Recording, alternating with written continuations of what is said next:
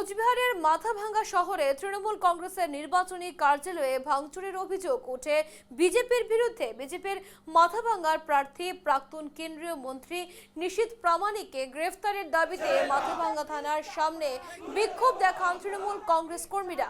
অভিযোগ, রবিবার বিজেপি কর্মীরা মিছিল করে এসে ঝংকার ক্লাবের কাছে তৃণমূল কংগ্রেসের অস্থায়ী নির্বাচনী কার্যালয়ে ভাঙচুর করে দলের পতাকা ফেস্টুন ছিঁড়ে ফেলেছে। এমনকি তৃণমূল কংগ্রেসের প্রার্থী শবলু বর্মন যখন মাথাভাঙ্গা শহরে ১ নম্বর ওয়ার্ড থেকে ৫ নম্বর ওয়ার্ডের দিকে প্রচারে যান, তখন তার উপরে হামলার চেষ্টা হয়। তৃণমূল কংগ্রেসের আহত কাউন্সিলর চন্দ্রশেখর রায় বসুনিয়া বলেন, বিজেপির রড দিয়ে হামলা করেছে, নাক মুখ দিয়ে রক্তপাত হয়, আরও এক কর্মী আহত হন। বিজেপি এই সন্ত্রাসের অভিযোগ অস্বীকার করেছে।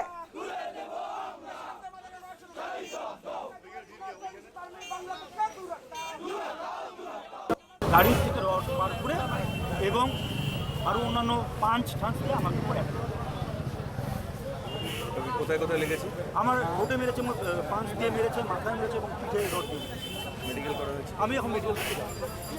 নাম? Chandrashekhar Roy Basunia, councillor ward number 5, Mathabhanga শহর তৃণমূল কংগ্রেসের সাধারণ সম্পাদক।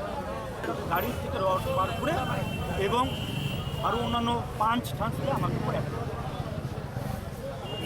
কোথায় কোথায় লেগেছে? আমার রোডে মেরেছে, পাঁচ দিয়ে মেরেছে, মাথায় মেরেছে এবং পিঠে রড দিয়ে মেডিকেল করা হয়েছে। আমি এখন মেডিকেল থেকে যাচ্ছি। নাম? Chandrashekhar Roy Basunia, councillor ward number 5, Mathabhanga শহর তৃণমূল কংগ্রেসের সাধারণ সম্পাদক। গাড়ি থেকে রড বার করে।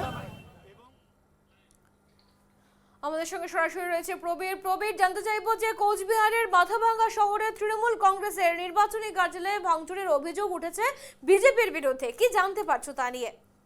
একেবারে দেখো, মাথাভাঙ্গায় তৃণমূল কংগ্রেসের যে নির্বাচনী কার্যালয় তা ভাঙচুরের অভিযোগ উঠেছে মূলত বিজেপির বিরুদ্ধে, এবং মূলত এই ঘটনাকে কেন্দ্র করে যথেষ্ট উত্তেজনা ছড়িয়েছে মাথাভাঙ্গা শহরে।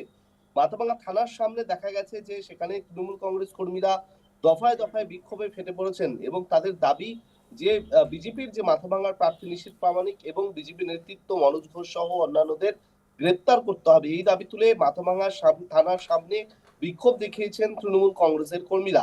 এবং মাথাভাঙ্গার যে শহরের মধ্যে নির্বাচনী কার্যালয় তা ভাঙচুরের অভিযোগ উঠেছে মূলত বিজেপি কর্মীদের বিরুদ্ধে।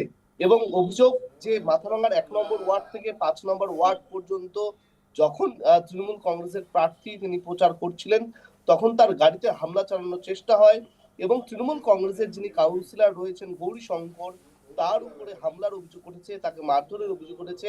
তাকে বাঁচাতে গিয়ে তৃণমূল কংগ্রেসের একজন কর্মী তিনি গুরুতর আহত হয়েছেন। সব মিলিয়ে এই ঘটনাকে কেন্দ্র করে মাথাভাঙ্গা শহরে রাতে যথেষ্ট উত্তেজনা ছড়িয়েছে বিধানসভা নির্বাচনের মুখে। এবং এই ঘটনায় পরিস্থিতি সামাল দিয়েছে কোন রকমের পুলিশ, এবং মাথাভাঙ্গা থানার সামনেও পর্যাপ্ত পুলিশ মোতায়েন হয়েছে। রাতভর তৃণমূল কংগ্রেসের কর্মীরা তারা মাথাভাঙ্গা থানার সামনে দফায় দফায় বিক্ষোভে ফেটে পড়েছেন যে কেন বিজেপি এইভাবে সন্ত্রাস করছে। যদিও গোটা হামলার অভিযোগ অস্বীকার করেছে বিজেপি, এবং বিজেপির পক্ষ থেকে দাবি করা হয়েছে যে তৃণমূল কংগ্রেস মাথাভাঙ্গায় সন্ত্রাস করছে, কারণ তারা নির্বাচনে হেরে যাবে এই আতঙ্কে তৃণমূল কংগ্রেসের পক্ষ থেকে সন্ত্রাস করা হয়েছে। বেশ, আপাতত ধন্যবাদ তোমাকে প্রবীর।